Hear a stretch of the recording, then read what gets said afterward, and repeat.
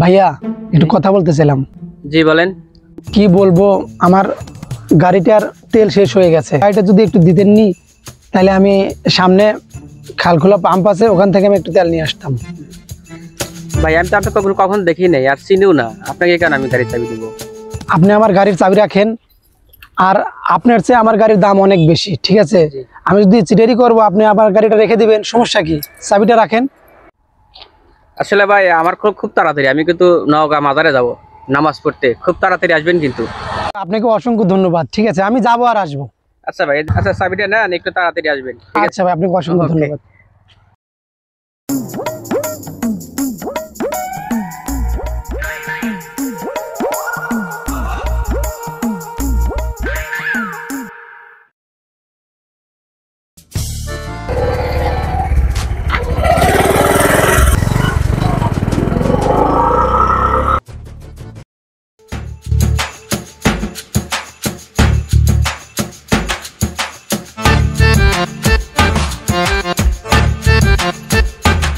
ভাই একটু সরেন তো।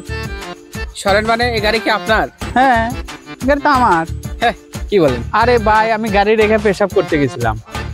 আরে ভাই আমার গাড়ি নিয়ে গেছে, ঠিক আছে? এই গাড়িটা রেখে আমার গাড়ি নিয়ে গেছে, সে বিপদে পড়ছে, সে খালখোলা পাম্পে তেল তুলতে গেছে। দেখি কি চাবি দিয়ে গেছে। এই দেখেন। আরে ভাই, এটা তো এই ঘরের চাবি দিয়ে গেছে আপনি, আর আমার অরিজিনাল গাড়ির চাবি এই দেখেন।